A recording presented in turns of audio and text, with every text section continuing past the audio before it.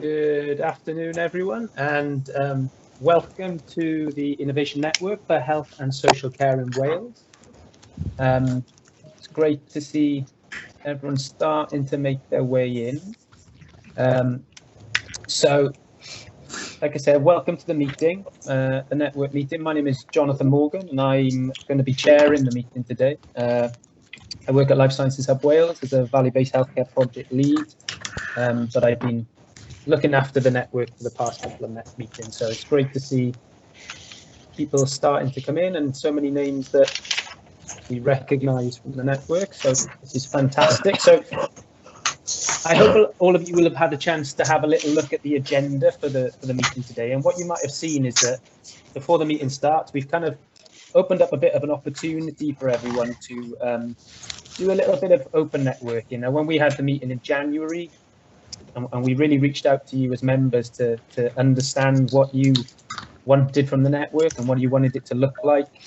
A running theme through there was about being able to network and connect with individuals who had an interest around innovation across Wales. So we've been working hard to do little bits of that, and what we're kind of calling our Let's Connect series. And some of you will have had a bit of insight into that through some of our emails we sent recently. But so this 15 minutes is what if we were in the hub in Cardiff, this would be the opening, kind of grabbing a cup of coffee, a cup of tea, having a chat with people just to kind of touch base after the last meeting in January.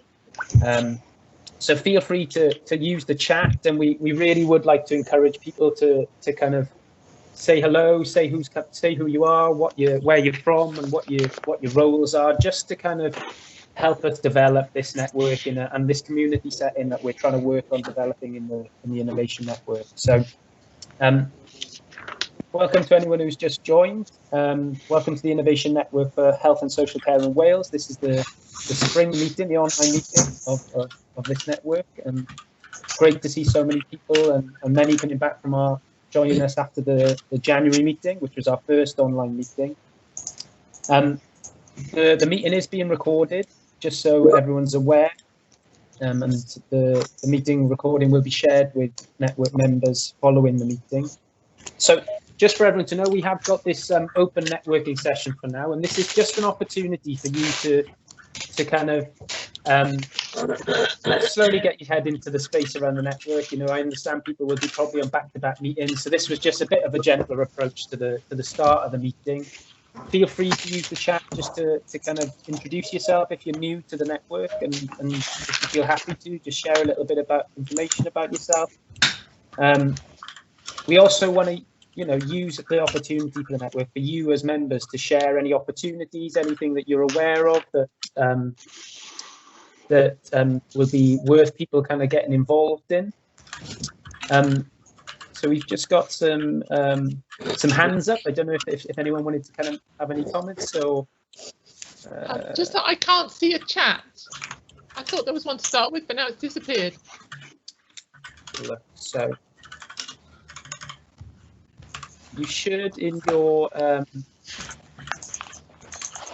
So there should be a chat, Susan, just at the top of the screen in the voice bubble. Or if you're in your Teams app, that should sit just amongst your normal chat that you would have with any colleagues or anyone else that you have in your team. Yeah, I know where it should be, but it's not there. So I don't know if it's been turned off or if other people have it. I think I think people are nodding, so I'm assuming that might be I think everyone's getting that. So. One of the things we were just hoping to do, we will start at 1:45, and we're going to get things warmed up from then on. But again, this is just an opportunity for you as members just to kind of, gently introduce yourself to the meeting and take a bit more of not so much as a run and jump in as we normally have to some of these back-to-back meetings. So this is just a nicer way to do it. We've kind of got we're trying a few things out as well at the moment, just to kind of give you the opportunity as members to kind of connect, interact. So we've brought up Priya, if you don't mind bringing up the Menti slide. So for those of you who've used Menti before, it's just an interactive online platform that allows us to visually help members kind of use, share and ask questions. So you will use your phone or opening a separate web page on your laptop. If you go to menti.com and you type in the code there, that's just it's just an opportunity. We're using it as a bit of a notice board. So if anyone's got any opportunities or kind of any projects that they're working on, or if there's any events coming up that they'd like to share on that screen, so that will take you to an open notice board on Menti that we're going to bring up on the screen in a second. And it's just trying to recreate for the next kind of 5-10 minutes that opportunity you would have if we were in person and you'd be kind of sharing these discussions with your colleagues in person. So Priya, if we can move it along to the next slide, that would be great. So for those of you who are just kind of coming into the meeting, welcome. This is the Innovation Network for Health and Social Care in Wales. This is the spring meeting of the network, and it's great to see so many people. Susan Mars, are you okay? Have you got your hand up? Yeah, I just wanted to take the opportunity that you've offered to give a bit of a shout out for Health Technology Wales. So I'm the Director of Health Technology Wales, and we have an open topic call out at the moment. So we're inviting colleagues across the health and social care sector to refer to us topics or innovations that we could potentially work with you on and consider the evidence for and possibly offer national guidance to support. If you're interested, then please just go to our webpage and one of our researchers would be delighted to help you. Got quite a lot of topics coming in, so if you do have anything that you think's really interesting for us to consider, then please, we'd be delighted to hear from you. Brilliant, thank you, Susan. And we do have Matthew John coming to be speaking to us a little bit later from Health Technology Wales. And Susan, I don't know if you don't mind putting a link to the website in the chat, that would be awesome.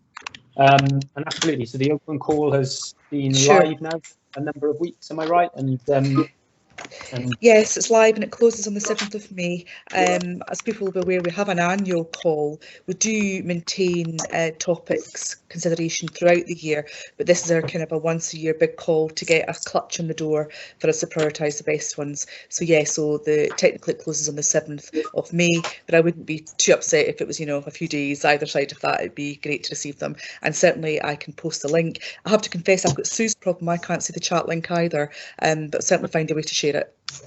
Okay, awesome. Okay, so apologies everyone. I can see that the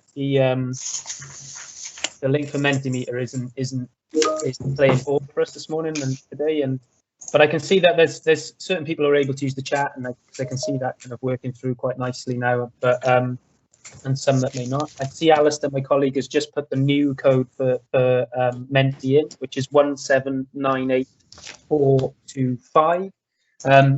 So, and again, thank you, Susan, for just bringing everyone up to speed about the open call.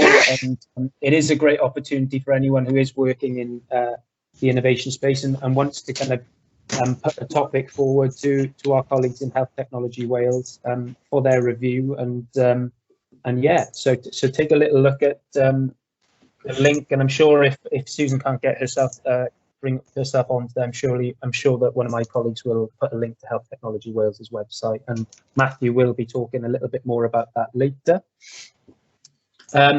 So for those of you who are just coming in a little bit later, that's fine. Welcome to the Innovation Network for Health and Social Care in Wales. This is our second online meeting of the network, and this is our spring meeting.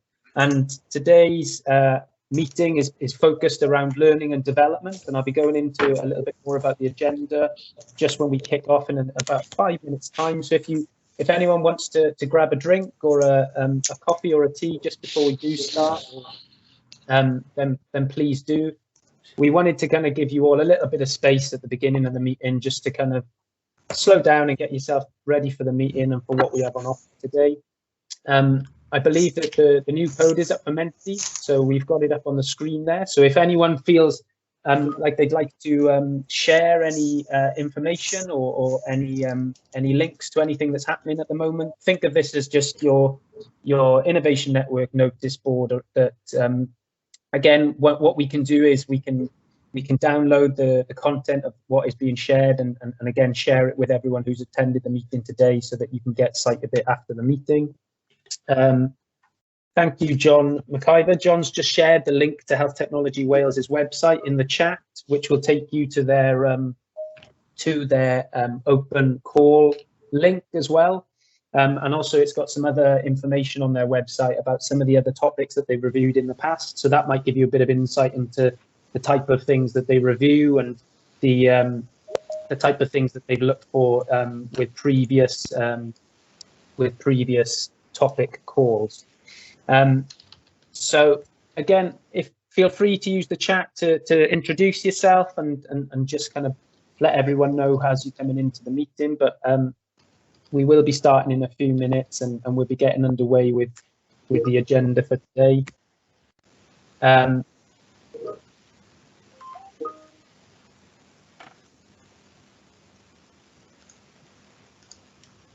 So it's great to see loads of this. I'm seeing people that would join us for the January meeting as well, and some new faces as well, which is awesome to see. You know, innovation is really a growing, you know, and a building wave is kind of immersing Wales in its path. And I think it's great to see so many people coming together in the health and care innovation space to learn, share, connect, and we're really hoping in the network that this can be a place where you as members can come together around a common interest area and really help Wales drive forward innovation in the health and care space, but also help each other and as a community, as a network, to kind of drive what will be, you know, nationally a place for innovation, but also for our colleagues across the water and internationally as a place to come if you want to do innovation.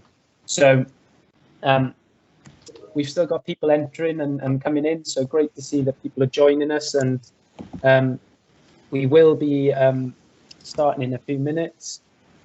So people are starting to introduce themselves in the chat, which is great, and nice to see that there are colleagues from health and care and industry joining us today. So it's a really quite a diverse mix of individuals, which is again awesome to see. As we know, this is innovation is a collaborative journey that we're all on, and yeah, great to see that this is a place everyone can come to around that kind of common purpose.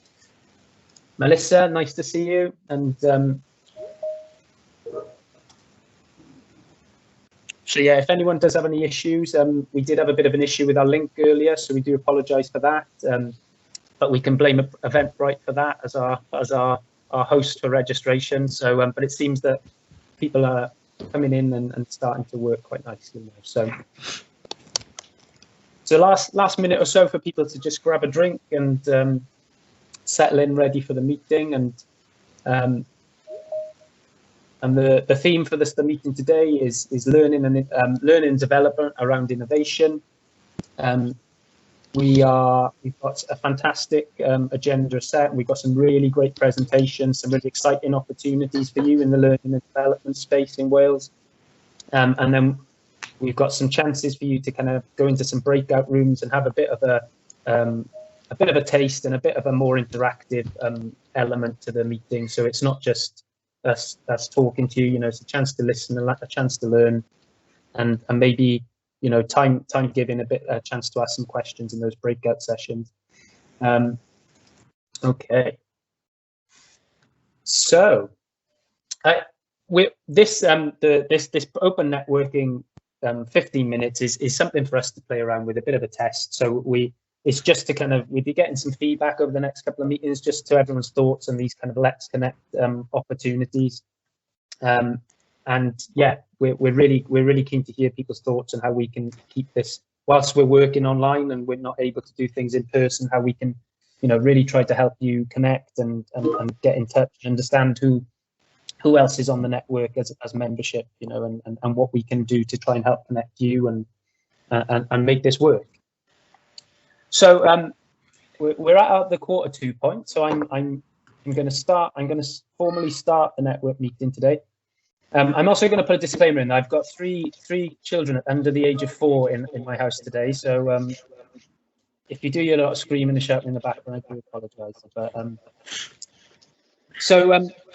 Welcome everyone, my name is Jonathan Morgan. I'm a Vale-based healthcare project lead at Life Sciences Hub Wales, and I'll be chairing the Innovation Network for Health and Social Care in Wales online meeting today.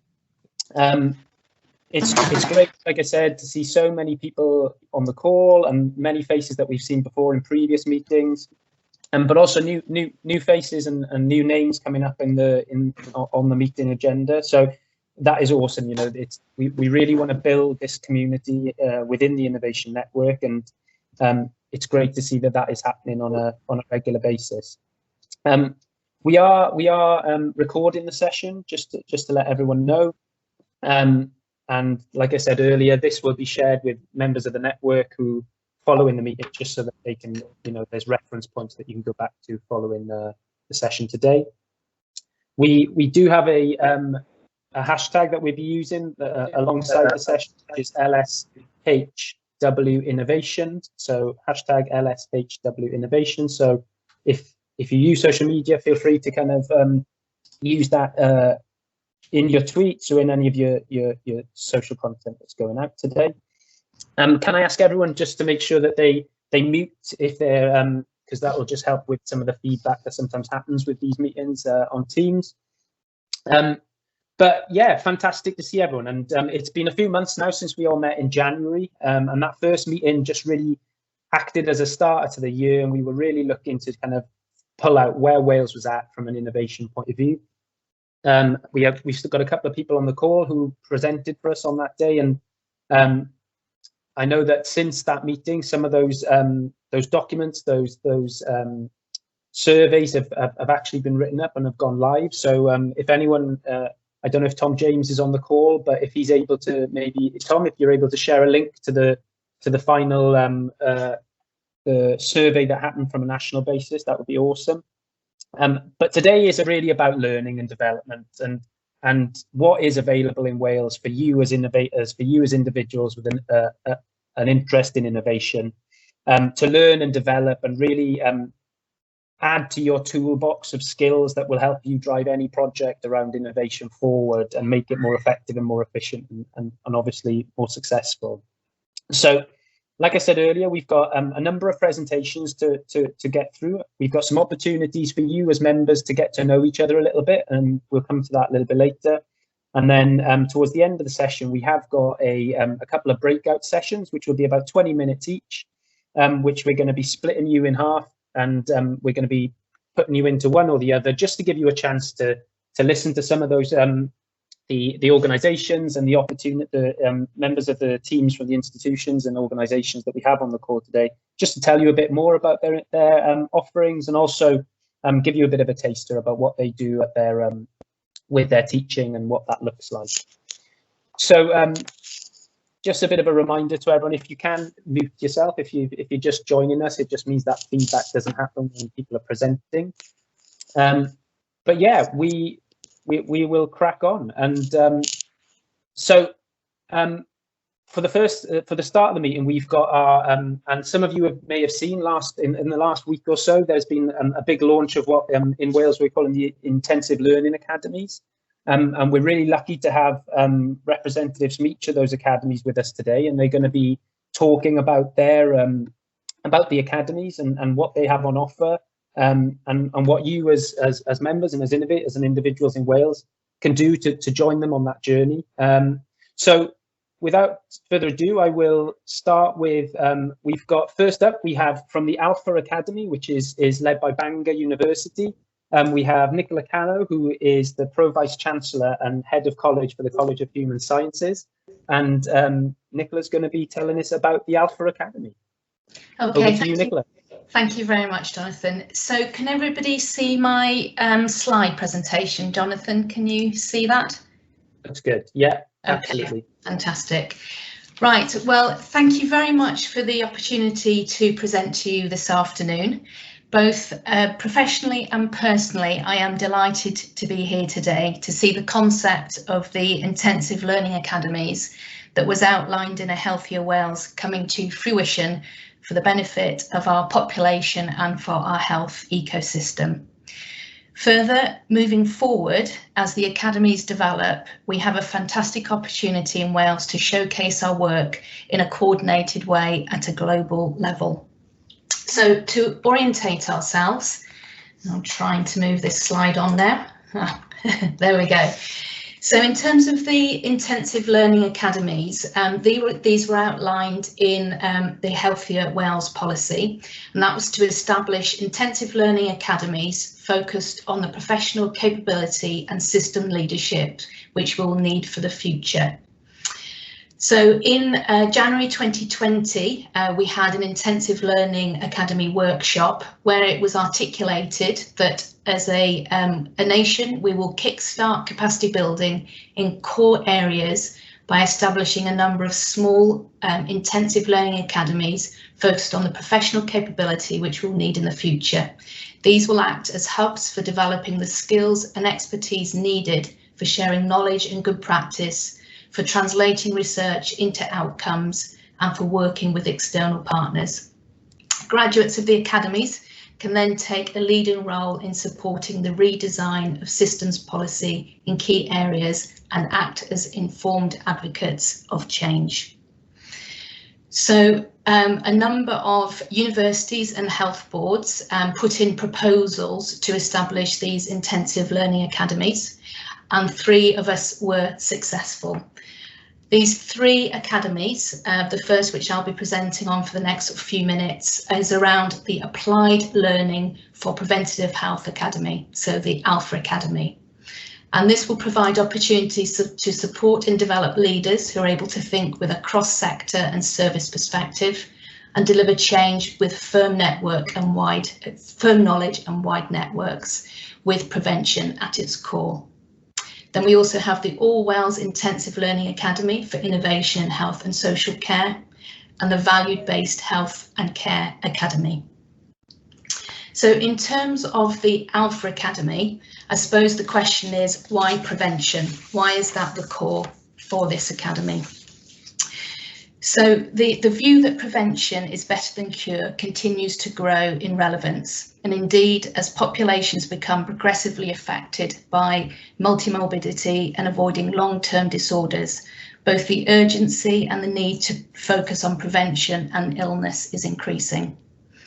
Prevention is about helping people stay healthy, happy and independent for as long as possible. It means stopping problems from arising in the first place, focusing on keeping people healthy, not just the infirmity. It is also about the possession of a set of personal resources that need nurturing and development to ensure good mental and physical health. As everybody around this virtual table knows, our current systems are unsustainable, facing predictable demands and pressures. Simply, we cannot continue to invest in the same service models as the past. A Healthier Wales encapsulates the transformation required to health, well-being and prevention-focused integrated system of care, and innovation is core to that. We know that prevention works, providing a significant social benefit for every pound spent across a broad range of areas, as well as population health benefits, also boosts the health of our economy. Delivery is key to slowing the growth in demands on healthcare systems, making them sustainable for future generations. Our health is partly the result of the quality of health and social care we receive, but is also generally acknowledged that wider social determinants are more important, as well as the decisions we make for ourselves and our families. Prevention cannot be solved by the health and social care system alone, as many aspects influence good health lie outside of the health and care sector's control.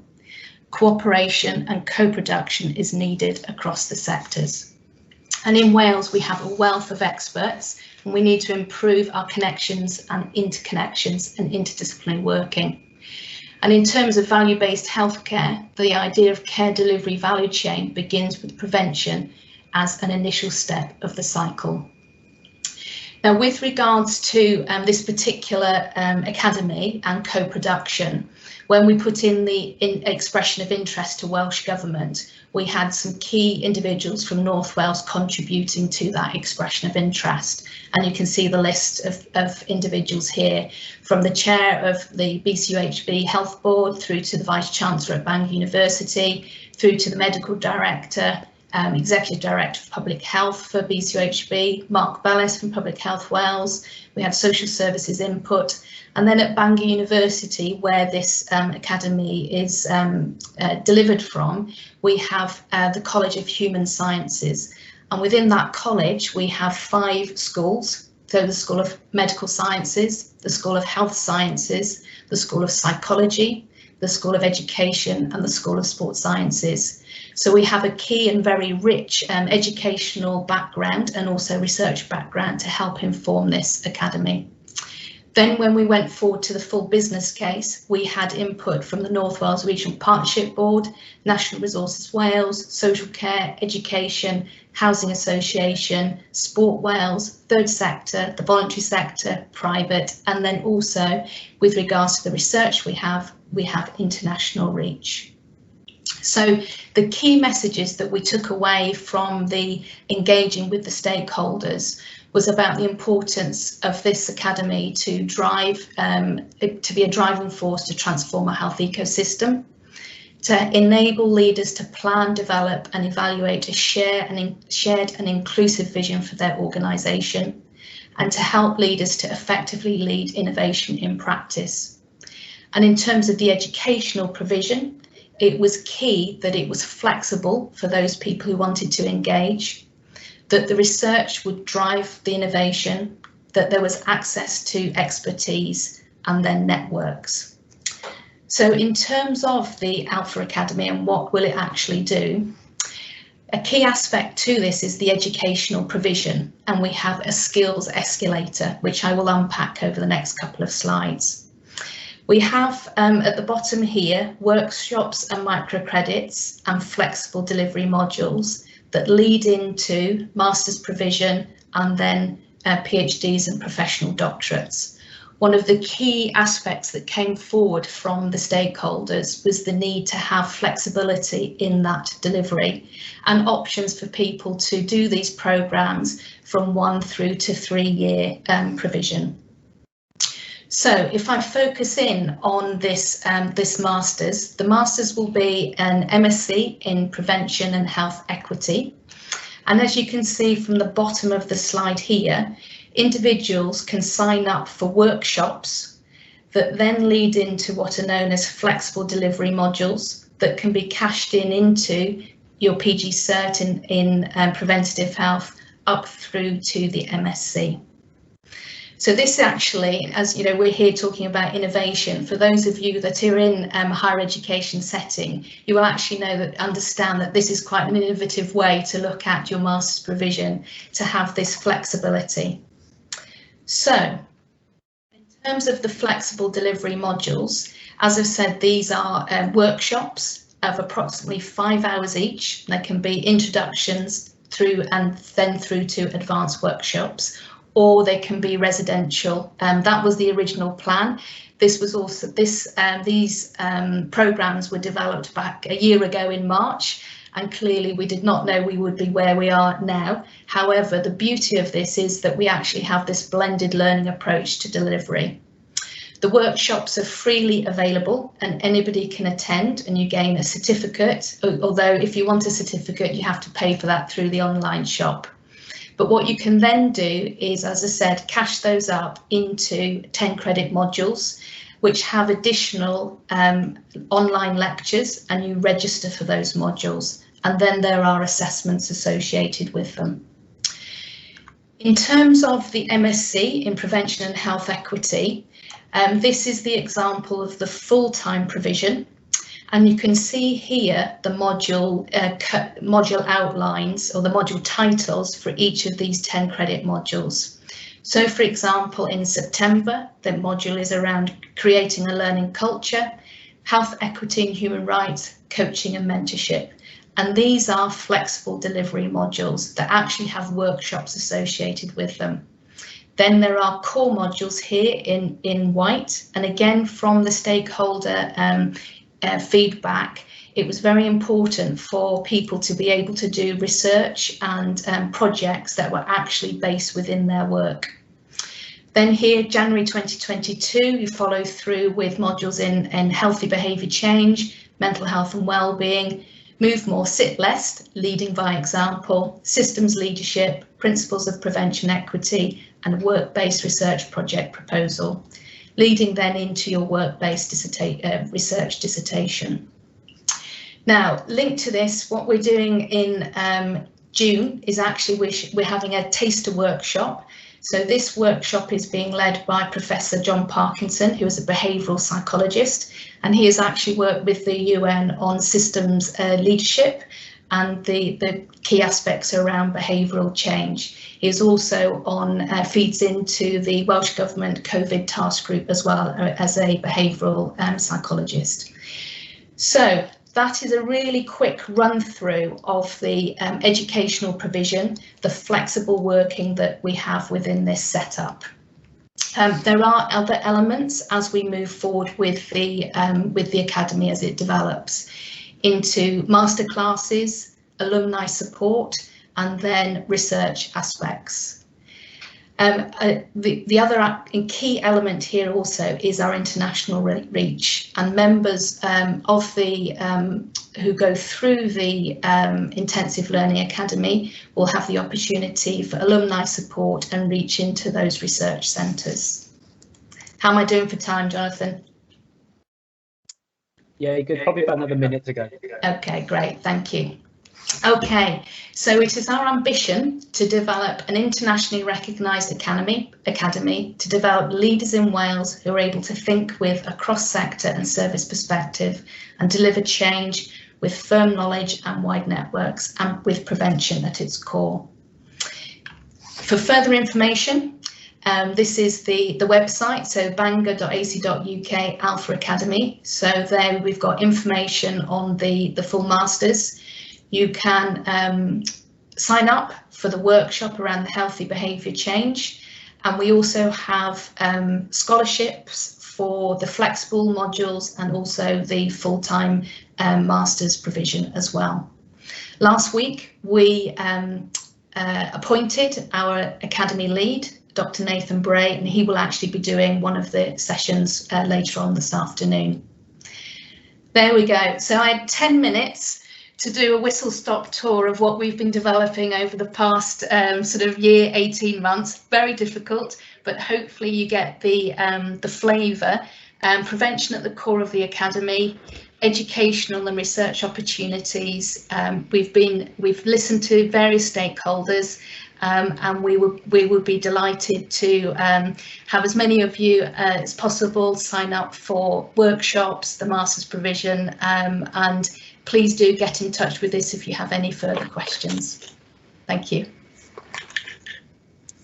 Thanks, Nicola. And absolutely, you've got it perfectly in just around 10 minutes. So, and we appreciate this is, like Nicola said, a bit of a whistle-stop tour about what the Academies have on offer, but we'll be talking a little bit later about some of the further opportunities to find a bit more out about these, what the Academies have on offer.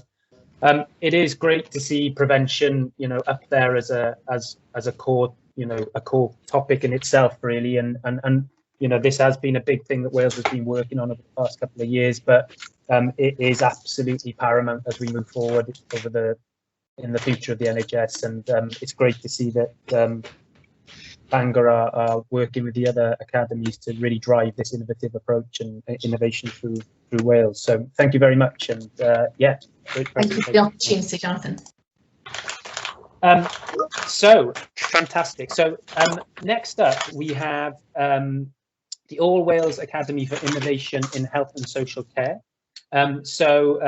We have Gareth Davis and Jess Lancashire. So the Academy, the Innovation Academy, is a partnership between Swansea University and Cardiff and Vale University Health Board. So I can see Gareth is ready to go, but I don't know if Jess is on the call to join you, Gareth. Hi, Jonathan. Yes, I'm here. Ah, wonderful. Okay, fantastic. So yeah, I'm going to pass over to Gareth and Jess to tell you a bit more about the Innovation Academy. Fantastic. Well, say thank you, Jonathan. And I'll just try sharing our slides. This is where things always risk going horribly wrong. So I'll just bring that up because we're natives of Zoom rather than Teams in this part of the world. So and unfortunately, everybody there disappears when I do that. So I'm just looking across. So hopefully that brought the right screen up. We can see it. Yes, Gareth. Fantastic. We'll say thank you, and I say thank you everybody for the opportunity today for us to present the work on the Orwell's Intensive Learning Academy for Innovation in Health and Social Care. Delighted that this is a partnership with. Well, I'm here from Swansea University and here with Jess Lancashire from Cardiff and Vale University Health Board as the core partners. But the way you put it at the beginning, Jonathan, was perfect. In that this is a journey. This is the outset of a journey, and we hope very much that friends and colleagues we're meeting today will be minded to come and join us on that journey. So what we're really presenting is the direction of travel, what we've come to so far in its development, but very much this needs to be something which is led and driven collectively by the sector, from health, social care, third sector as well, so that we make sure that this is fit for purpose, not just now, but as we move forward. So again, apologies, on my screen, everybody, including you, Jonathan, have disappeared. So you'll have to shout out if I'm going awry or everybody's falling asleep. But we should, before starting, say there's a huge thank you to Welsh Government for the support with this work, and also obviously today for the Life Science Hub and yourselves for hosting us. So later on I'll be passing across to Jess. This is a proper collaboration and double act, and we'll be teeing up our colleague who's here with us today, Rod, who is in one of the breakout sessions, and he'll be talking through some of the detail of the MSc and other activities. So again, apologies, I've lost the other controls on my screen, so you'll have to interrupt me if anything's going wrong. So here we go.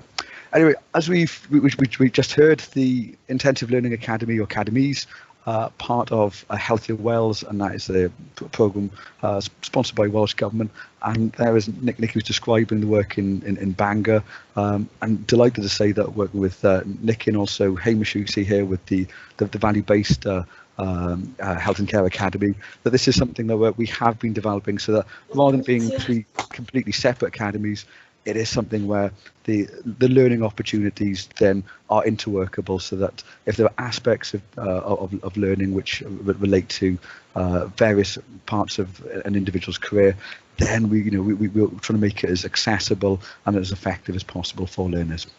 Obviously, as we heard just a few moments ago, the purpose reflecting Healthier Wales is to develop the leaders, both the current ones and obviously the aspiring ones coming through as well, to harness innovation for health and social care, to the improvement of the lives and livelihoods of our citizens. But it's preventive or later in dealing with issues that we can all work together on that. So I won't dwell on this because obviously you're going to hear it again. So focusing now on this particular Intensive Learning Academy. As I mentioned, it's a partnership. It's Swansea University and Cardiff and Vale University Health Board as at the core of it. But we're delighted to say that this has been something very much developed in partnership with the Bevan Commission, Cardiff University, and then the broader ecosystem which works around them. So in that respect, with Cardiff and Vale, the Billions Institute, and also some of the work we've been doing with the Innovation Leads Group around the NHS. So this is something which it's been some time in the making, but we're building on some strong foundations here with the work, whether it's the Bevan Commission with Adopt and Spread, or Cardiff and Vale with the work around Spread and Scale, which we'll hear a little bit more about from Jess later on. But all of those foundations very much focused upon the needs and the activities of the health system, social care as well, reflecting, including through some of the case studies that we're drawing from Bevan Commission with the adopt and spread work. So there we're seeing that it's something which, even though this academy is new, it's building on momentum we've already got within the ecosystem. So that's saying that it's a foundation, it's to be built upon, and hopefully that's something where we can draw in broader partnership. So again, reflecting, you'll see hopefully with Hamish as well later, but as we've heard with Nikki, in terms of the purpose, the philosophy, the way that these academies have been developed is to harness the best of Wales and also draw in the best of the wider world, so that we have a force for transformation, but that is really by equipping the people within our system to then innovate, whether that's dismantling the barriers for those around them, or by progressing. Apologies, my phone never rings here. I'll just stop it there. But whether it's dismantling barriers or progressing projects. There we've got academic expertise, but we really want to ensure that the learning which comes out of this is relevant to practitioners at the front end of health and social care. So it's not just sort of esoteric or abstract in an academic sense. This is something which is going to be all very much around case-based learning, and then it's going to be something which you can see here, blended learning and accessibility very much at the core of it, because we recognise busy professionals need to have those learning opportunities in an accessible manner.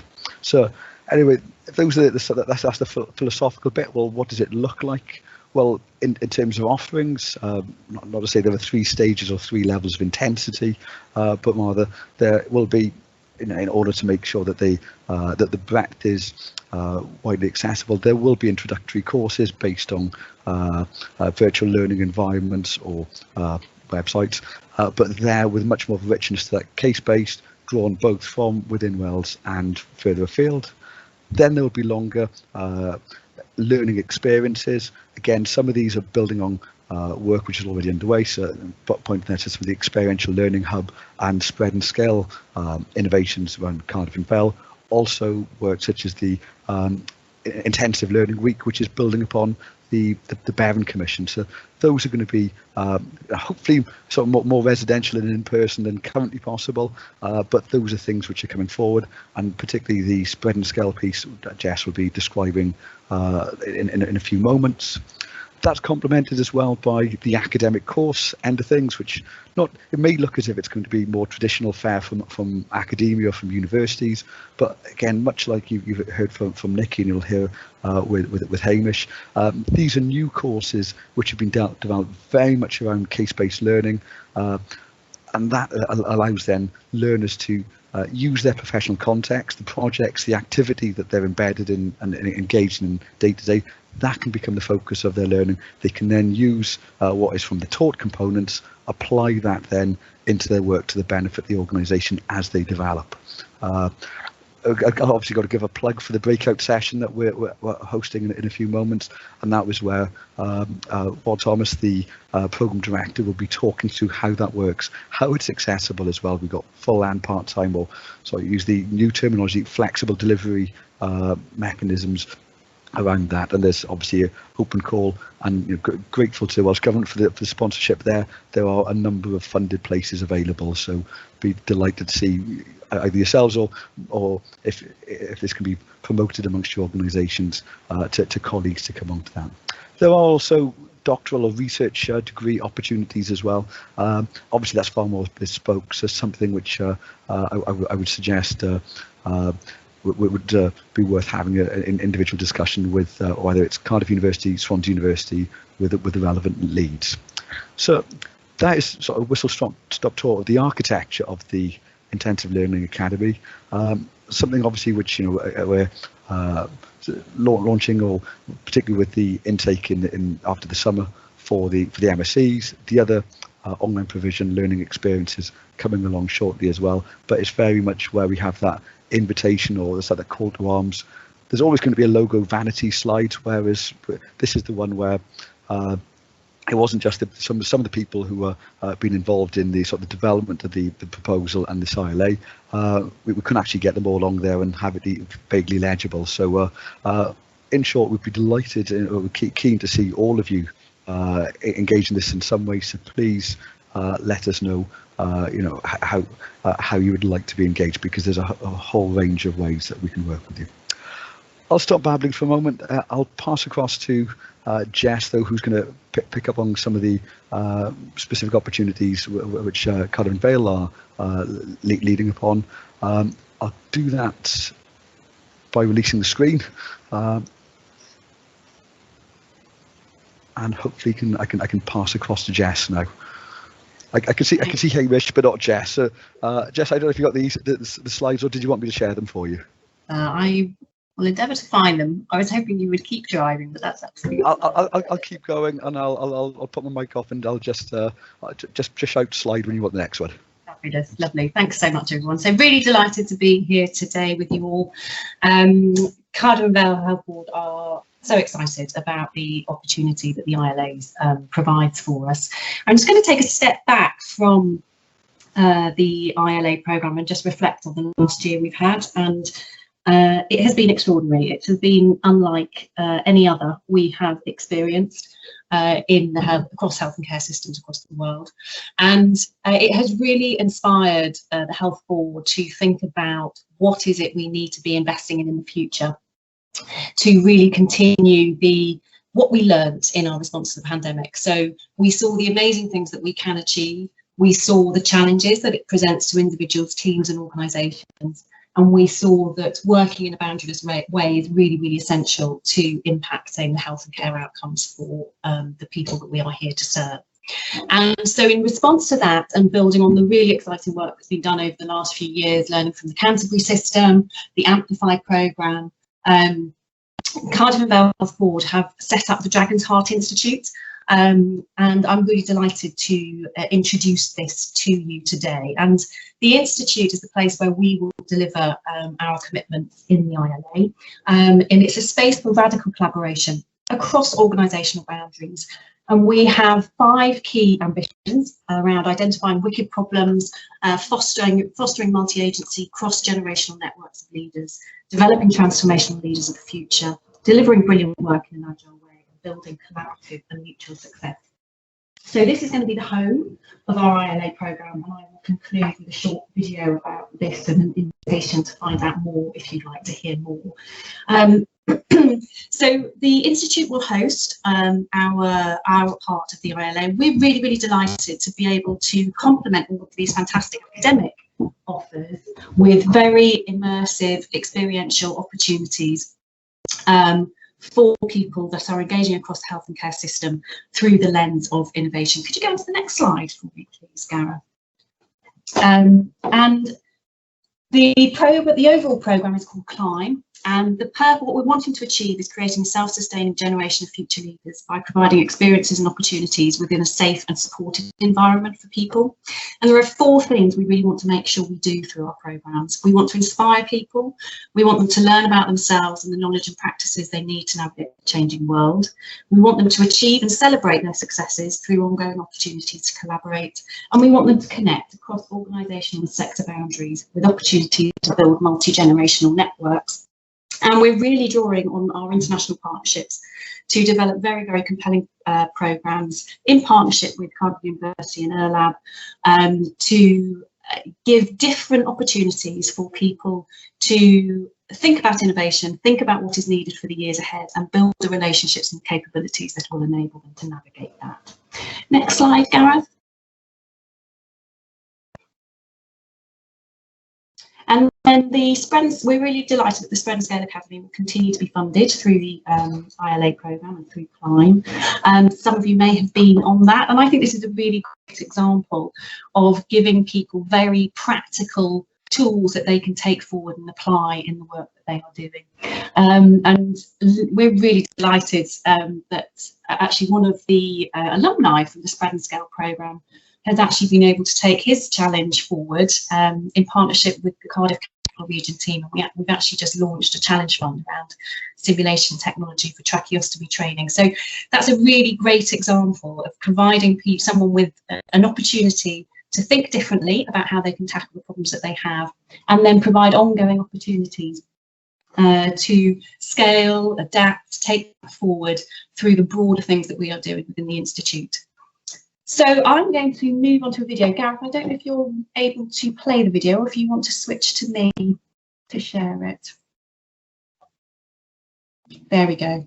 So we will play this, and do get in touch if you have any further questions.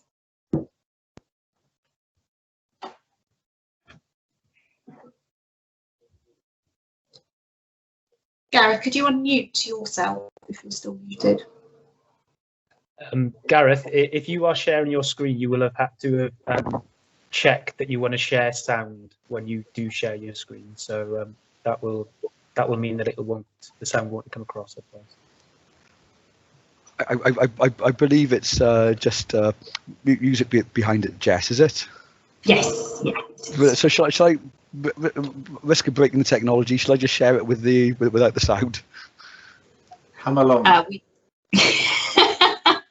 I think we lose some of the impact, to be fair, Gareth, but that's fine. We can do that, and we can share it with people through the notes that go out, if that's okay. Either that or plan C is Hamish singing along to it.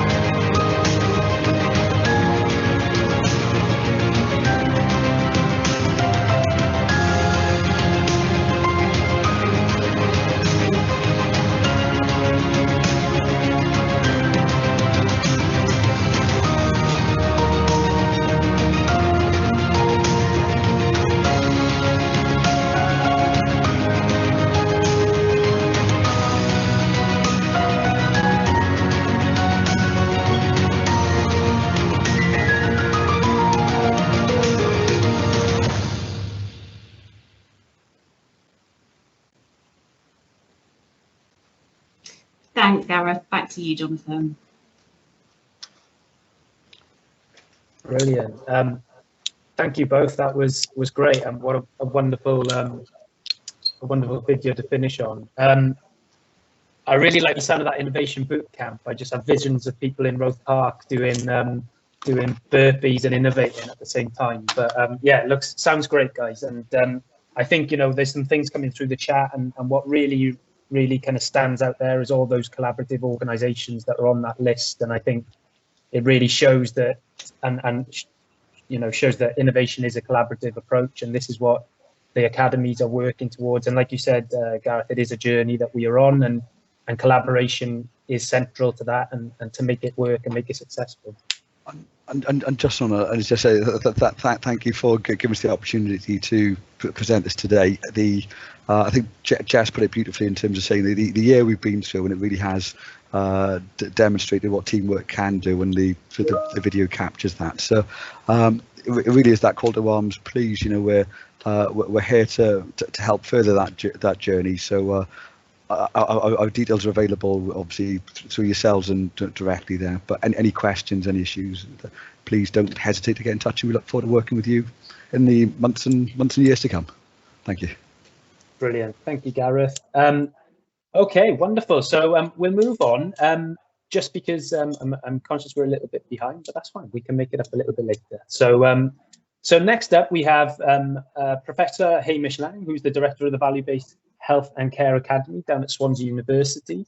And Hamish is going to be talking to us about the Value-Based Health and Care Academy that they are running currently, and some of the offerings that they have down at Swansea University, the School of Management. So over to you, Hamish. Thanks very much, Jonathan. A very good afternoon to you all. Yep. So I'm presenting the third sibling in the Welsh Government ILA programme, and I'm just going to share my slides. Just let me know when you can see them, if you could. Yeah, that's good, Hamish. We could see them. Excellent. So Yeah, so there are as Nikki said, there are 3 academies in the first tranche of academies, and the Value-Based Health and Care Academy is one of them, and I'm delighted to be its director. As with the other academies, the Value-Based Health and Care Academy is built on 3 pillars, if you like. A pillar around education, a pillar around research, and a pillar around consultancy. And I'm going to focus mostly about education today, because that was the brief, but these other 2 are really important, and I will just touch on them as we go through. So the educational offer is targeted really at 4 audiences or 4 groups of learners. Colleagues from the health systems, both here in the UK, but also globally. Colleagues from social care, colleagues from the third sector, particularly those elements of the third sector that are part of the provision of care, and equally importantly, colleagues from the life science industries. That's pharma, medtech, diagnostics, and so on.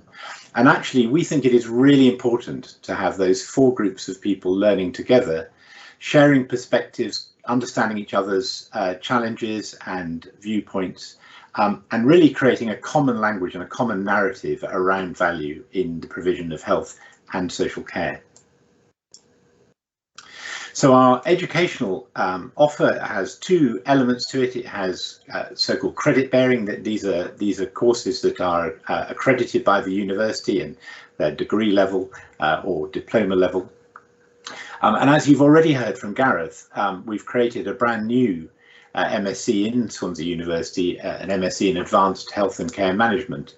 And for those of you who go to the innovation breakout this afternoon, you'll hear much more about the detail of this. So I'm not going to go into too much detail, but essentially it's one MSc with 2 pathways. So we've worked really closely together on it. And in fact, there are opportunities for learners in the 2 academies to learn together at elements of it as well. But as you've heard, it can be taken full-time in a year or flexibly over 2. It's brand new, and it is very much built around case-based learning and what you might call kind of modern ways of learning. We place great importance on having international and local faculty contributing to this. Value-based health and care is a new paradigm. It's rapidly acquiring global interest. But there's still a lot to learn, and we're very keen to bring in colleagues from other health systems and care systems to share knowledge. And importantly, an important component of it is a workplace-based project. That's both to allow you to apply your learning in practice, but also to give something back to your employer who's released you to do the degree. And it's been approved by the university both flexibly and full-time to start in September. It is possible, if you wanted to just enter for a postgraduate diploma. That means starting in January, so missing the first term, and you still get the value-based health and care modules and the project and report. So this is it as a schematic. So the first semester has 2 general modules focused really about managing change and leadership. All of these academies are about changing how we do things, so it's really important to have understand the academic principles of leading change. And these 2 modules are drawn from our MBA program. They're very high quality. In the second module, second semester, you will focus, if you're on the Value-Based Health and Care Academy, on the Value-Based Health and Care pathway. These 2 boxes here with no text represent the innovation pathway, and you'll hear more about that in the breakout. So a common module with colleagues in innovation, really about prudent healthcare and social care policy and how these all things sit together, innovation and value and prudent. But also running through the semester a session, a module around research in a health and care context, and this is to help you shape the project you will do in the 3rd semester. Then a module focusing on developing strategies in your organisation or health system or care system for value, and then importantly, a 30 credit module focusing on how you implement it, which of course is really the important bit of all this for changing how things happen. And then 60 credit research project conducted in your place of work with of course support and a report to follow that. And if you just do the PG dip, as I said, you would come in at this point here at the start of the second semester. But we also have a DBA, so a DBA is a Doctorate in Business Administration. That's a taught research degree that has a dissertation thesis as part of it. And you can see that has taken over 4 years with the thesis running through it and possibly a further year to write that up. With these modules around research methodology and analysis and critical thinking, all the things you would expect in a taught research degree. And we're very excited about this, and there's been a lot of interest in this from colleagues already with a focus on a value-based healthcare research subject. And then we have some non-credit bearing education. So these do not get university credits, but we are looking to get CPD accreditation. We have an executive education program that's already underway. It's a short course format. At the moment, it's being delivered virtually as 7 2-hour sessions. We hope to be able to do some of it on campus as well when we're able. Again, built around case-based learning with an international and local faculty, with mixed participation, life science industries, health, social care and third sector. And we're seeking accreditation for CPD at the moment. And we're on target to put around 250 people through this executive education program in its first year, which we're very excited by. We will be providing ongoing education and support for our alumni. So there'll be a quarterly e-bulletin which will start this summer, and we will be following up on people to assess how they're getting on and delivering their personal goals. And there will be opportunities for mentorship as well. And we're developing an online foundational learning package, excuse me, in partnership with the National Value-Based Health and Care Programme in Wales. We are the delivery partner for education and research and consultancy for that programme, but also working with colleagues in Social Care Wales. Really important to understand how this applies in social care, building on their principles around person-centred care and outcomes-focused care, and also with colleagues at HEIW as well. So this is the typical shape of our current executive education programme. So 7 modules, one each building on the other, really covering off all the principles of value-based health and care from a health, a care and a life science perspective. So the courses we have available at the moment, we've just finished one executive education programme. We're just about to start another one next week. Unfortunately that's full and has a waiting list in fact. But for September and October we have our third running of this course this year, and there are still a small number of places left on that, although it is beginning to fill up. We're pleased to say that's going to be conducted virtually on this 7 times 2-hour modules over a number of weeks. We have the MSc, as we've already talked about, enrolling for September, and we have places still on that. The postgraduate diploma 2 we have places on, and the DBA, which will also start in September. And for all of these offerings, ExecEd, MSc and the DBA, we have fully funded scholarships available through the Welsh Government ILA scholarship scheme as a result of the funding we've received. Just to say that there's the eligibility, you need to be working for the NHS, social care or the third sector here in Wales, and with the obvious opportunity to apply the learning. And just to say, for our academy, the closing date for all 3 of those September starts, the ExecEd, the MSc and the DBA for scholarships, is June the 18th. So please do be thinking about that. We'd hate you to miss out. We have a lot of scholarships to offer. We're really keen to be able to use them all. So just quickly to mention research. We think research is really important. It's important particularly because value-based health and care is a new way of doing things. There's still a lot to learn about it, and we want our education to be informed by the latest research, but we also want Wales to be leading the way on moving forward the understanding of how value-based approaches work in health and care systems around the world.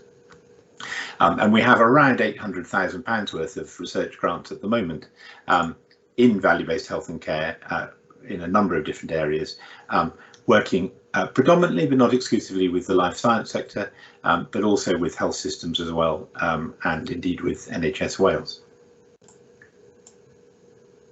And consultancy, we also see this as being very important because it's all very well to understand the principles of value-based health and care, but we want to see people around the world putting it into action. And so we're very keen to work with life science companies, with health systems, with social care systems, with teams even in individual organisations if necessary, really to help them on that journey, providing education but also support, mentorship, advice and so on. And we can draw on a range of experts from around the world to support those programmes.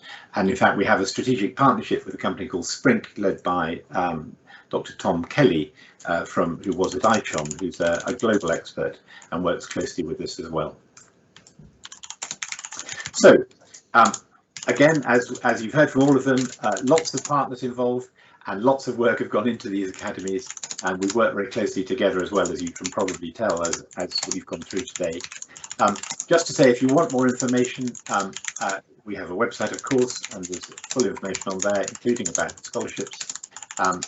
We have an email address, bbhcacademy@swansea.ac.uk, and really just to make the point, the exciting news really that the World Economic Forum have designated Wales a global innovator hub for value-based health and care.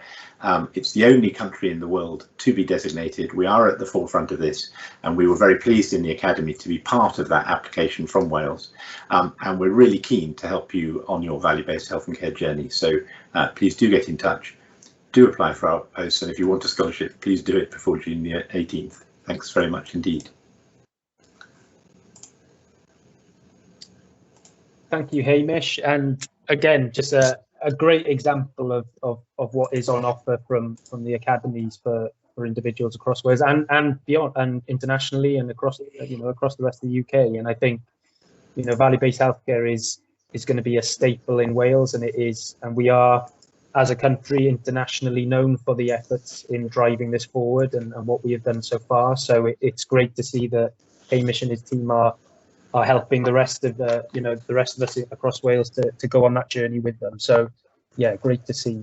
And thank you to everyone from the academies for talking us through that. And it is exciting. It is a fantastic opportunity for members of the health and care and industry and other sectors across Wales to be part of what will be a turning point, hopefully, in how we drive this forward across health and care and with innovation as a focus. So so thank you guys, and we will be sharing a little bit later some further opportunities that are on the horizon for you to learn a bit more about the academies in a session that's taking place in June. So awesome. So we're going to have a little bit of a change of pace now. So we're just going to break the presentations up slightly. So what we've got set up next, so in an attempt to try and give you as members an opportunity to connect with each other, learn a little bit more about each other, what we're going to do now for the next 10 minutes is we're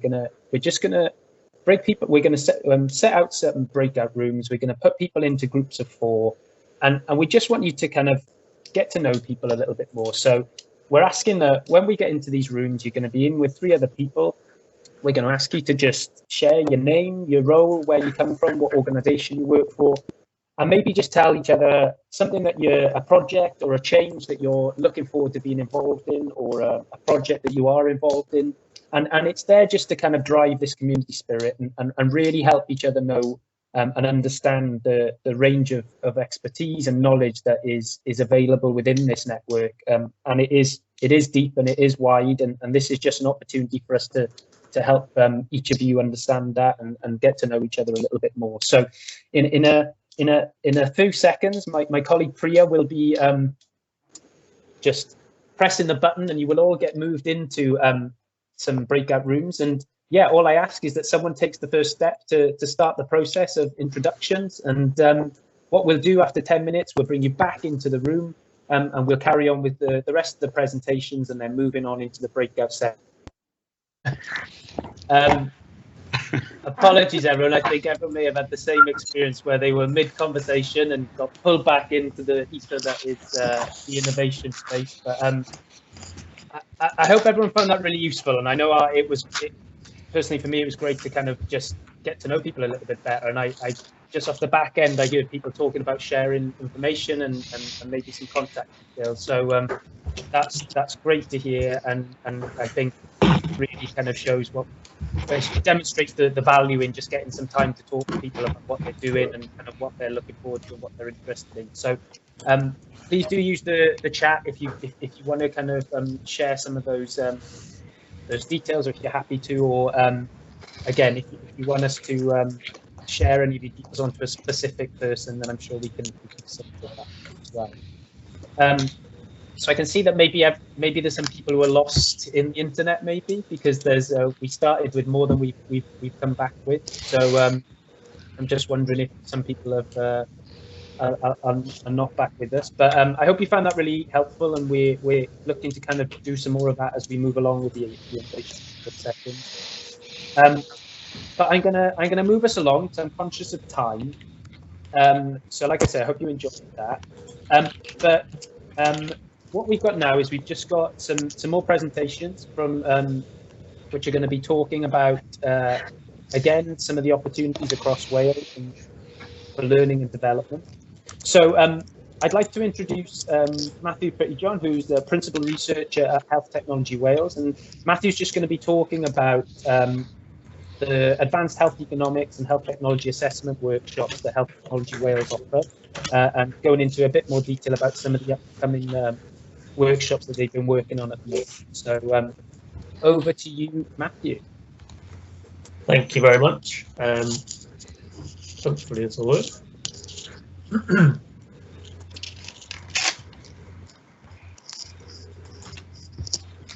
Okay, can you all see my slides?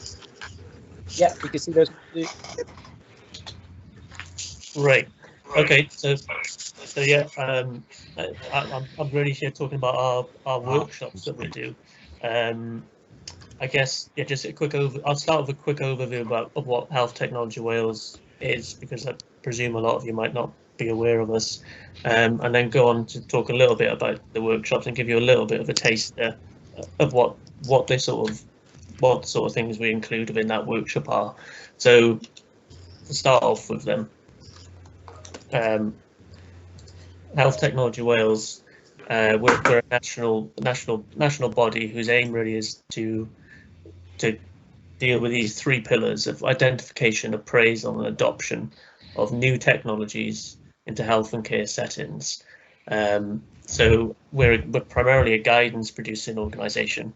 We aim to identify technologies that could be useful, appraise their evidence and clinical and cost effectiveness, and then make some guidance on whether we think that technology should be adopted in NHS Wales or not.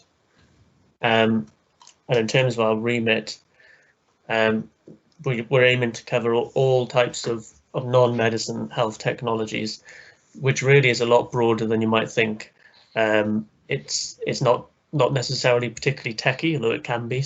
It can also be just sort of more service-based organisational changes, that sort of thing.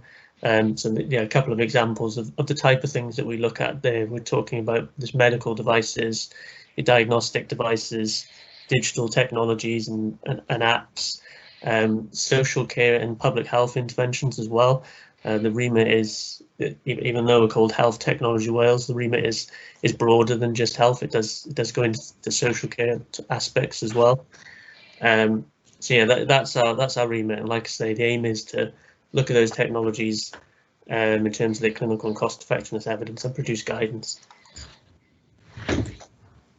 And so the way that we go about that is really our appraisal process, and that in a sense is the focus of what the workshops I'll go on to talk about are all about as well. So it's really considering multiple aspects. It's kind of a big, that as that sort of flowery looking thing shows, it's you're considering lots of different aspects. The clinical and cost effectiveness are the sort of the big two, I guess the big two pillars of that really, that you're really looking at primarily with evidence, but equally important really is this patient and patient issues relating to their experience, outcomes, their quality of life, all of that sort of things all goes into the pot and gets considered when we're looking to draft our recommendations. Yeah, which ultimately are aiming to kind of maximise the value, I guess, from the limited resources and produce things that are evidence-based and robust.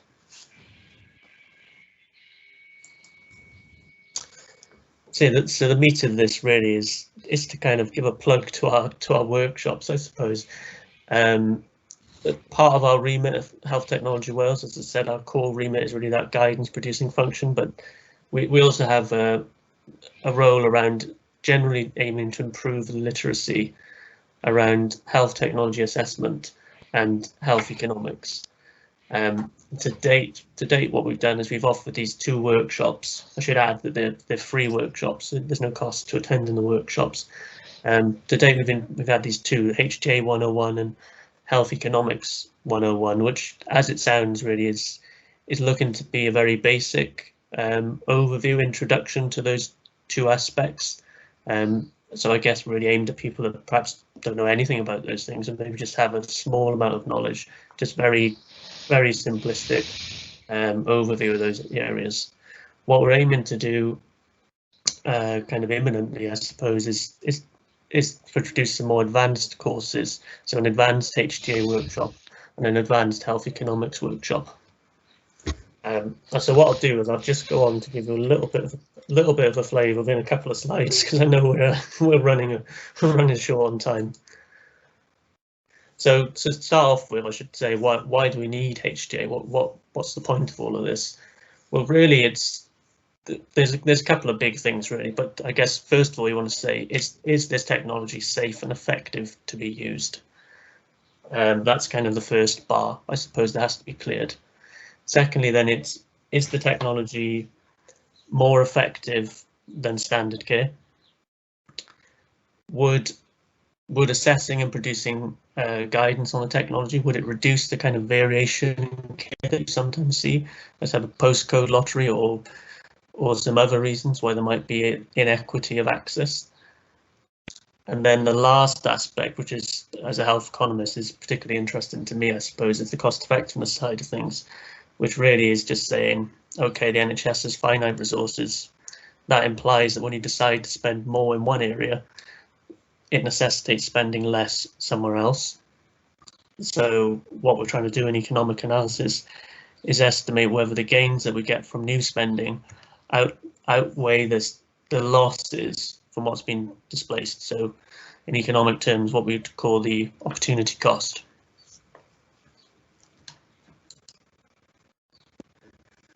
And when it comes to the sort of more clinical side of things, critically appraising clinical studies, I mean, this is almost the whole, my attempt at summarising the whole HTA 101 in one slide. So it's this is broad, obviously, but effectively what we're looking at is key aspects of study design, methodology and reporting within the studies to sort of get an overall idea of the quality of evidence and the risk of bias. That's the kind of, that pyramid there is the evidence hierarchy, which you might well have heard of, sometimes much maligned because it does have a preference for RCTs, but the reason for that preference is that it produces some forms of bias, so ultimately you end up with higher quality evidence. So yeah, I guess those are the sort of key areas that we're thinking about. What type of study are you looking at? What comparator has been used? That's a frequent issue that we come across in technology assessment. You just find that things are not being compared against current practice, potential biases that you might have to consider, potential conflicts of interest they might get from the sort of manufacturer studies and so on. So yeah, I mean, like I say, that there's a lot within that study, that in that one slide, that you could really unpick and probably expand it into 20 slides. But hopefully it gives you a flavour of that's the sort of thing that we're talking about and we're dealing with in these workshops. And so then onto the economic side of things, what we're really talking about is trying to understand what value does a new technology have in health economic terms if it was to be adopted, and you kind of end up with this cost effectiveness plane where you could say if this is different in cost on the y-axis and different in effectiveness on the x-axis, you can kind of split things up into 4 quadrants and say, okay, is this thing going to be more effective overall and less costly, which is at bottom right, and say, okay, if that is the case, that's a great thing to be doing. We should obviously be doing that. But conversely, it could be less effective and more costly, which is really back to the drawing board, I suppose, because no one's ever going to want to adopt a technology like that. And then you have the sort of 2 grey areas in left, so either more effective and more costly, or less effective and less costly.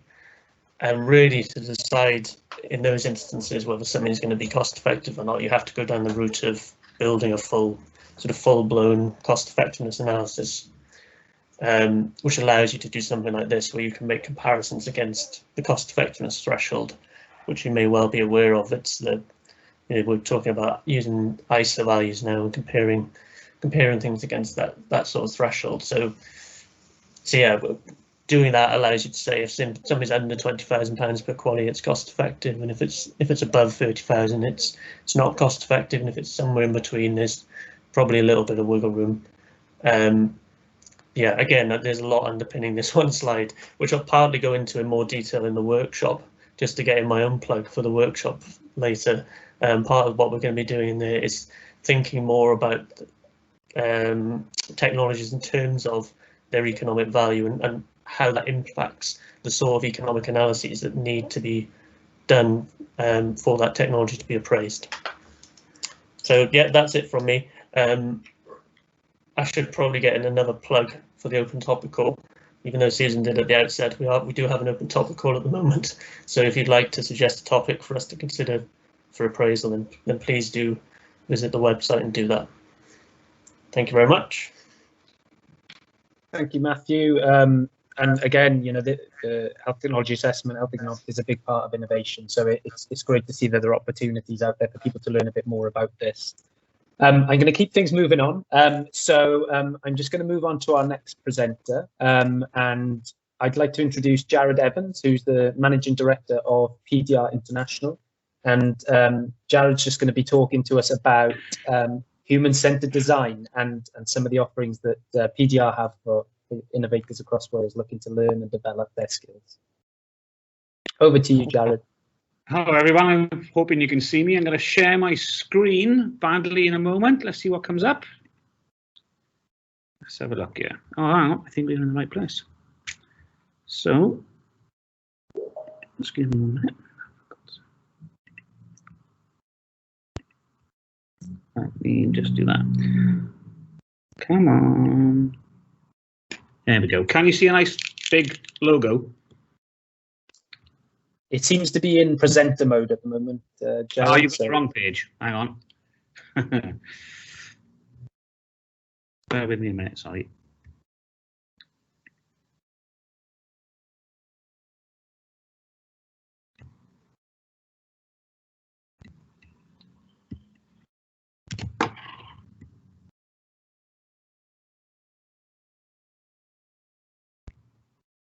Let's try that again. How is that? Brilliant. Too much technology, I'm afraid. Not enough practice. So listen, I'll go through this relatively quickly. I'm conscious we're short on time. This is a slightly different perspective, I guess, to some of the others you've seen. Really, I'm going to talk about a little bit about PDR. We're quite a small organisation, but I guess we're quite big in supporting innovation. Tell a bit about us.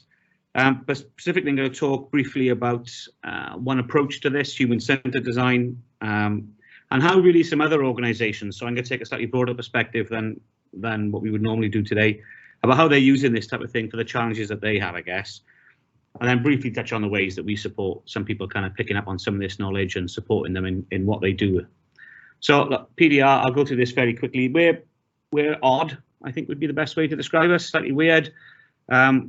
So we're an organisation that's part of Cardiff Metropolitan University, but we have no students, we do no teaching, we get no funding. It's a business that's been run for creeping towards 30 years now, and we sort of undertake academic research and do research-funded projects, and we do consultancy work with companies and organisations around the world, and that's how we continue. So it's all very applied activity that we do, and we're kind of okay at it, I guess. We're not doing too bad at it. From a business perspective, we work with lots of companies. Most of what we do, 70%, 65% maybe, is in medical and life sciences. Lots of local companies in Wales that we work with, but about 70% plus of our work is offshore now. We do a lot with GE Healthcare, with Allergan, people like that. But we also work with people like the European Central Bank, with Principality Building Society, lots of government departments, HMRC, for instance, with charities, government digital services. We just finished some work in the Bahamas, which was quite nice in the last summer, Vietnam, all those kind of places as well. So it's a fairly broad church of people that engage with us across both the public and private sector, I guess. And I think this is somebody referred to it as a vanity slide. 3 weeks ago, we were classed weirdly as we're actually the #1 best of UK in the World Design Index, and top 25 design studios in the world, top 25 health and medical design places in the world as well. And if there's one thing we are particularly bad at, I would argue it's our marketing, because nobody really knows about that except you guys now. So just put that in perspective, I mean, you probably won't know Cambridge Consultants and DCA, but they are similar to us, but both have over 1,000 people. But Samsung and Kenwood, you probably know. So we've got some experience, I guess, in this space. People know us for developing fetal monitors and bariatric beds and DNA samplers and apps that sort of look after your health and things like that, but that's not really the root of what we do. That's just the easiest thing to photograph and publicize sometimes. What we deal with, and a previous speaker talked about wicked problems, is we deal with messy problems for people, and apologies for those who are very familiar with this, but these are the problems that you all deal with all the time. These are the ones that are difficult to define. You can't even describe them particularly well. Each problem is unique. There's not a right answer. There's never a single right answer, at least. There might be a string of good answers. And the thing they have absolutely at their core, all of them, is they've got people at them. They've got these kind of messy, unpredictable, biological bags of fluid that don't do what you think they're going to do and don't do what they're told. And I think that's particularly relevant, and we see it particularly consciously, I guess, in health and life sciences, where you've got a massive spread of demographic, of psychographic, you've got a huge number of emotional states, environmental conditions, and when it comes to products, and we do lots of these, the way that this usability, this predictability of use is dealt with is under law. There's ISO 62366 if you really want to know, and there's HE 75 in the States, which are regulatory compliance aspects that anybody who's designing a product has to comply with to prove that you can't sort of press the wrong button and kill somebody by accident when you're stressed. They don't apply the same format to services or other interactions, perhaps, thank God, in the way that that's done. And yet, a lot of the things we talk about, a lot of the improvements we talk about making and the innovations we talk about making are fundamentally about person-to-person interactions and about services and about a journey that various people go through to attain something. So, and if you ever want the best example of people who are really unpredictable, this just still fries my mind slightly that this type of attitude is out there.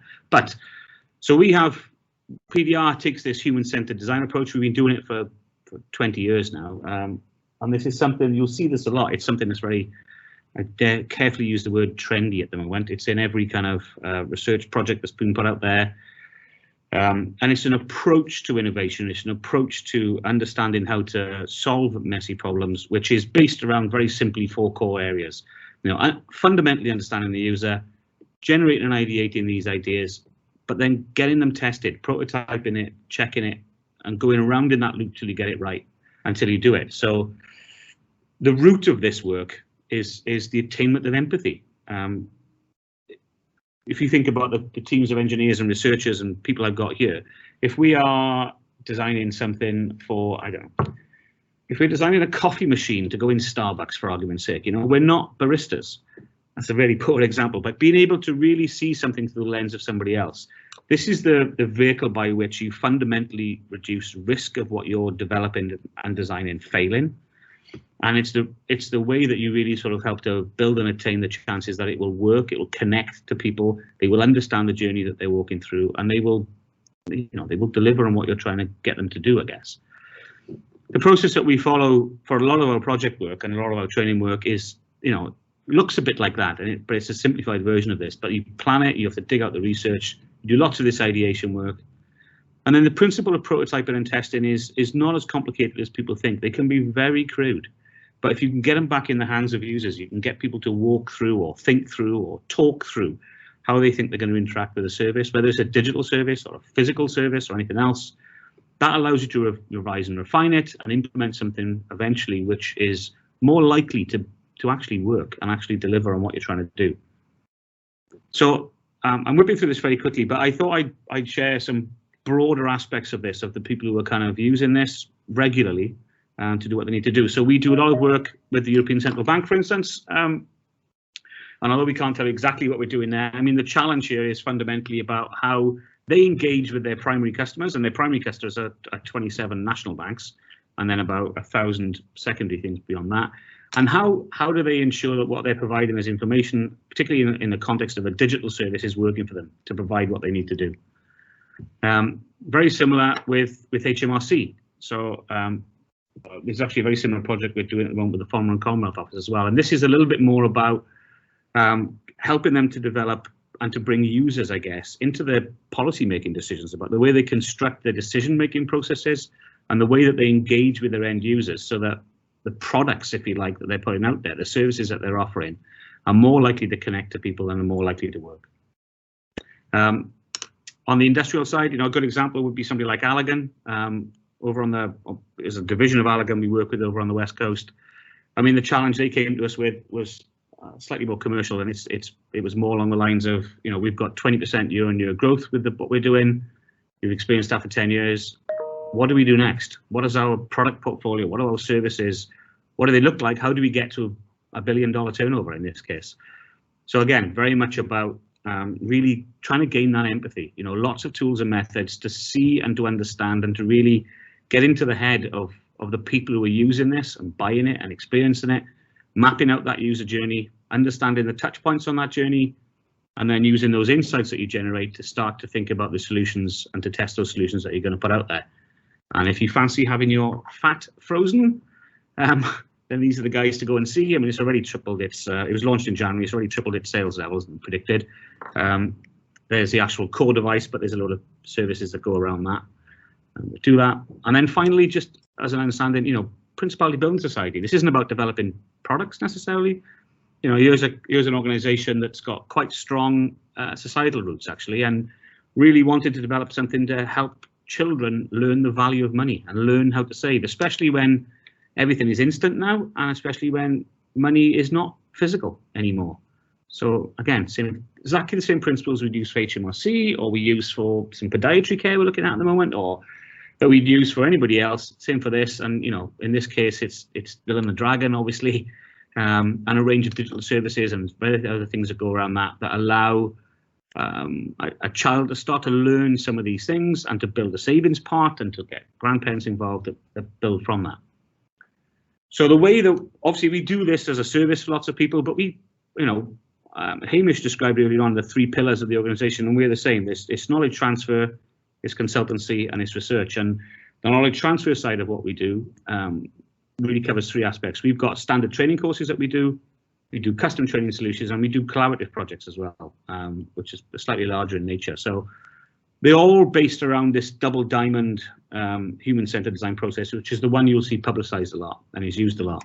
And it takes people through this discover, define, develop, and deliver kind of activity with lots of tools and methods that you get introduced to in various ways to help you do those things, or to at least give you permission sometimes to do those things, to take back to your own work and apply in your own context.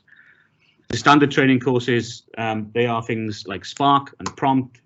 There's another one called Greenhouse as well. They've got slightly different aspects, but they They tend to last 4 days. They're at PDR. Typically, we haven't done one in the pandemic, mainly because most of the people who come to these are from mainland Europe, from various, it's mainly a lot of sort of public sector organisations get involved in this, from governments and from healthcare systems elsewhere. But it's typically 16 to 20 people. It's split into 3 to 4 people. It's live problem scenario. I think the last one we did was actually Tower Colliery. We went up there, we get briefed by the people there, and they run that project. We go through that system, and at the end of 4 days, they have to pitch the solution back to the client that they've come up with. And of course, the workbooks, the pro formas, the guidance documentation, and importantly, all the evening meals, because that's where all the magic really happens, is included in that as well. A lot of what we actually do is in custom. So the stuff with the European Central Bank is actually an extended custom training thing, really. So they tend to be where we're looking at a particular problem in-house that they have, or a series of problems that in-house that they have, and we'll, rather than kind of do it ourselves, we apply this training into groups of people there to apply to their own project. And it tends to be slightly longer term. We'll do it in 2 to 3 day sessions with bits in between. As I say, but this is very kind of vocationally based training. It's very much about being hands-on. And it's you know, we move from project to project really, and from team to team within an organisation as we do that.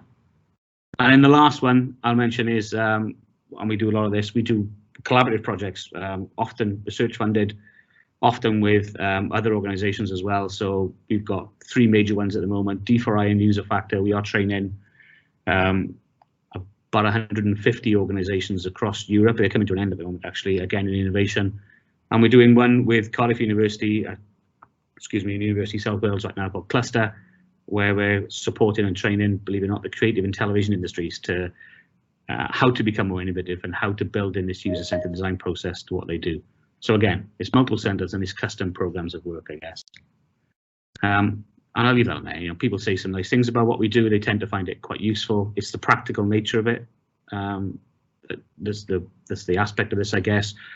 So I should stress, these are not accredited courses. This is vocational training. This is not something that will sort of build towards a master's. And I'm quite keen on a master's in innovation. They're good ideas, but this is something slightly different to that. So conscious of time, that was me. I will close off there. I'm hanging around afterwards for one of the breakouts if anybody's got any questions.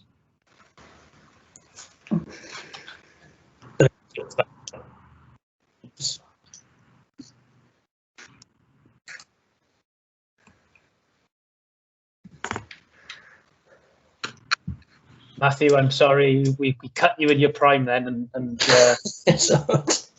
but again, I think it was great to get that taster from everyone there, just to kind of hear a bit more about, you know, the type of things that people will be able to hear and learn more about. And again, I keep using this term, just add more tools to their toolbox around how they manage things around innovation and projects.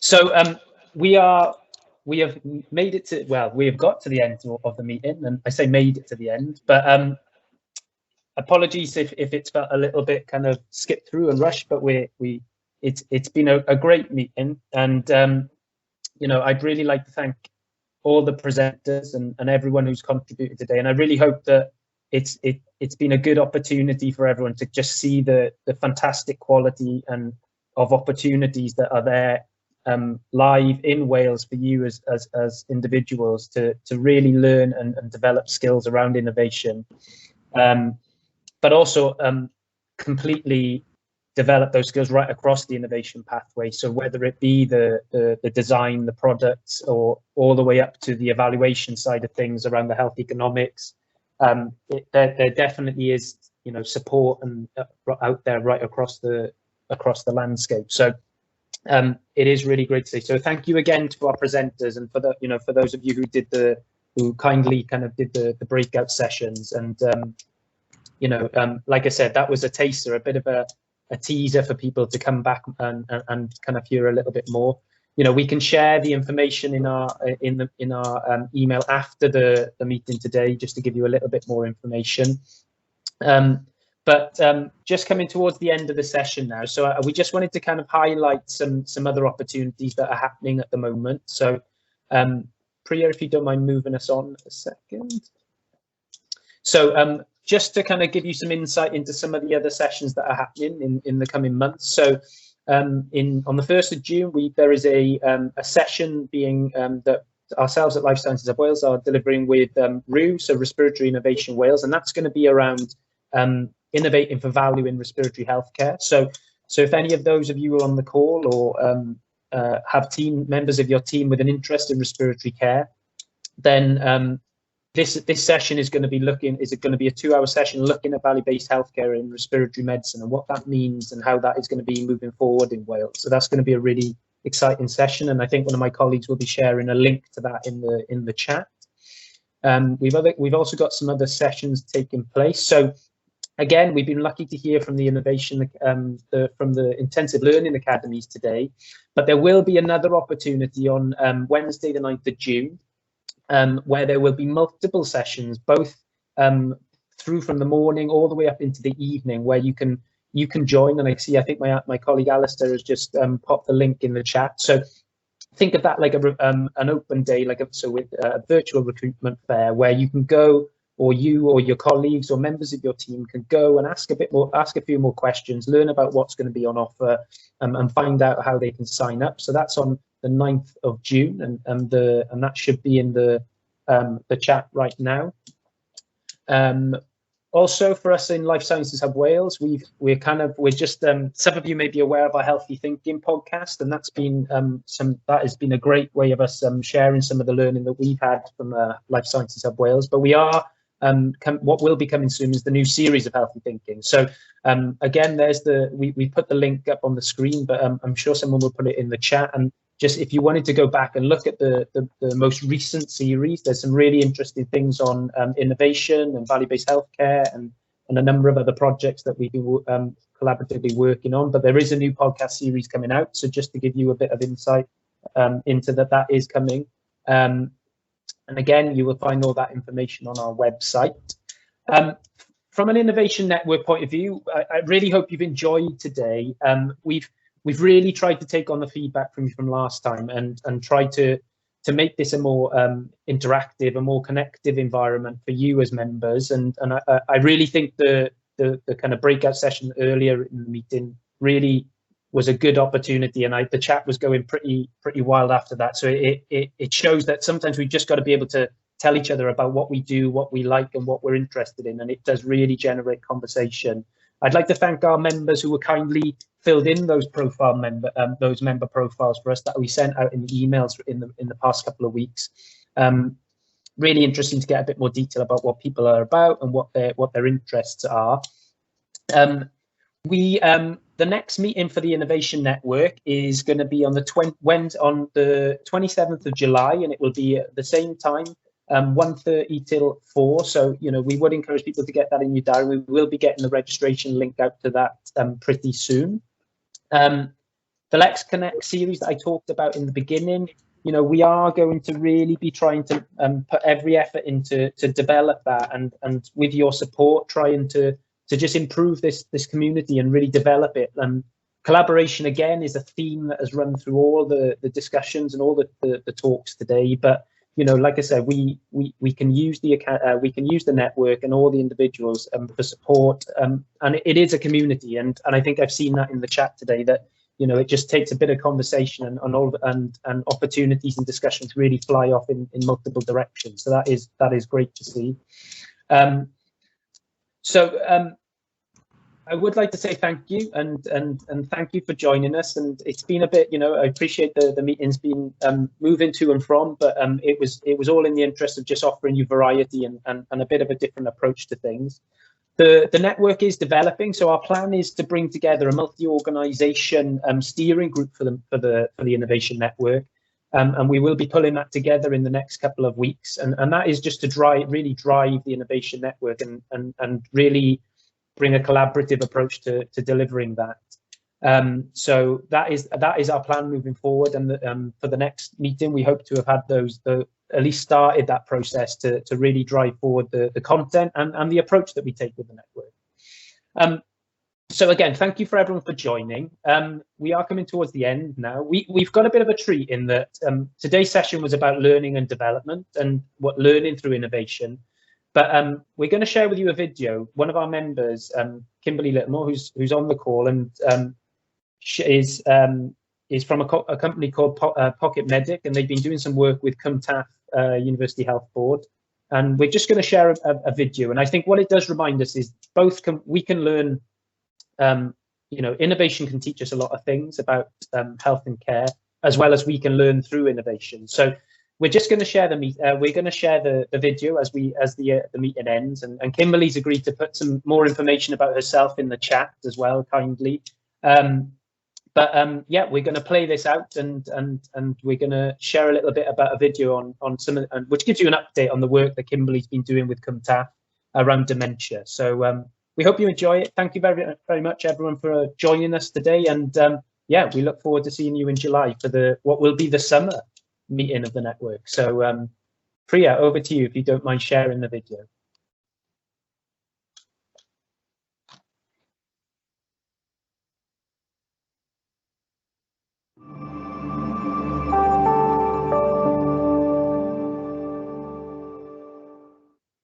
Friends, Romans, countrymen, lend me your ears.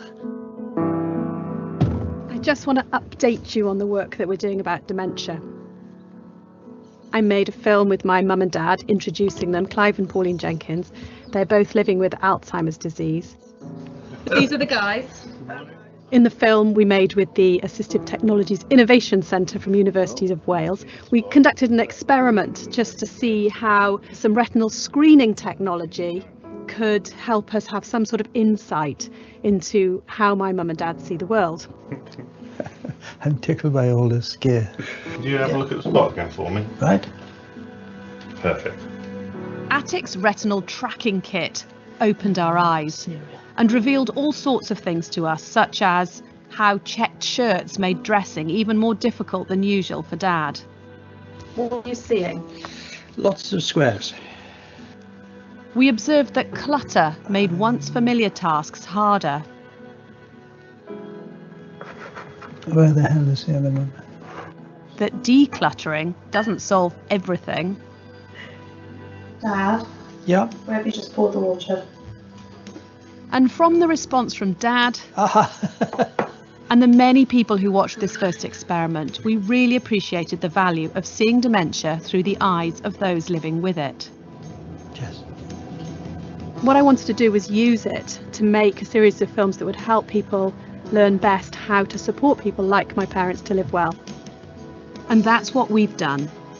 We've created 10 films from footage collected over a year, supported by Accelerate, Attic, and funding from Cumtaff University Health Board, and with the consent of my parents.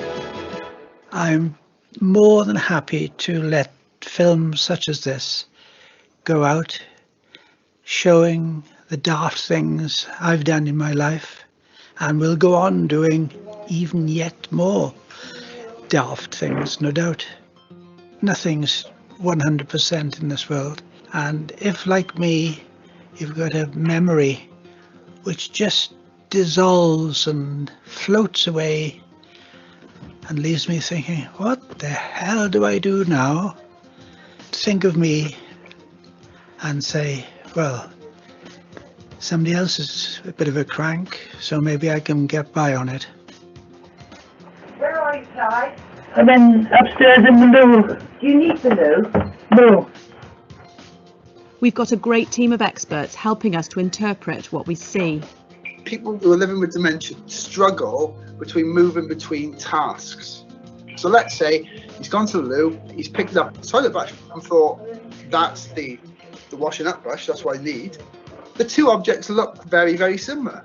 They've both got a brush on the end, they've both got a long plastic handle, and sometimes we need to step back and just say, right, hold on a sec, is this a moment that is dangerous? Kimberly, you're the bitch of a third degree. How dare you speak to me like that? Dad, don't worry.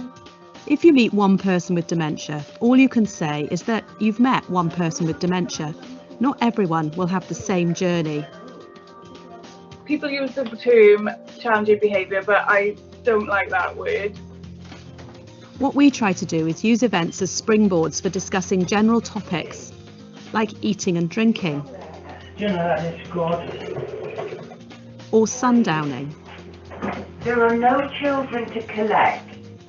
5 o'clock comes, kids normally are coming in from school, people are coming in from work, you're busy. That early evening into the night, people become very unsettled. We're trying to better understand what drives the behaviours we see. It's because their vision and attention isn't working. It might be nothing to do with the fact that their memory isn't working. Where's my stuff? Please. I haven't got anything. Closing the curtains and opening them, I've seen people say have made a big difference, and then people say, oh yeah, that's where I am. The purpose is to help us learn more about how to support people like my parents sensitively and with greater understanding of how they see the world. Are you blessing me? What's all that about? It's a blesser.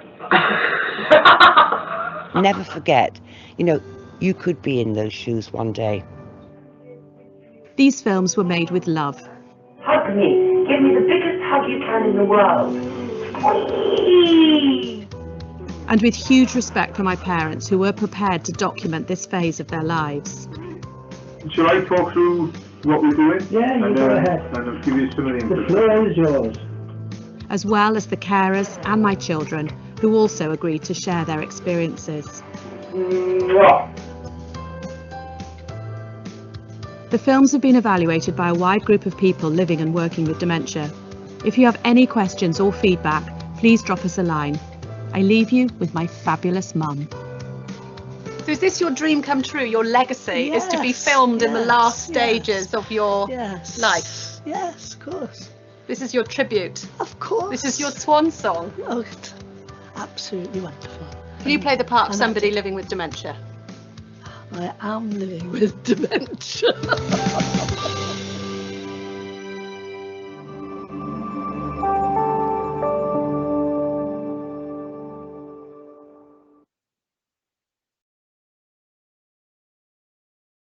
Thanks, everyone. Have a great afternoon, and we'll see you soon.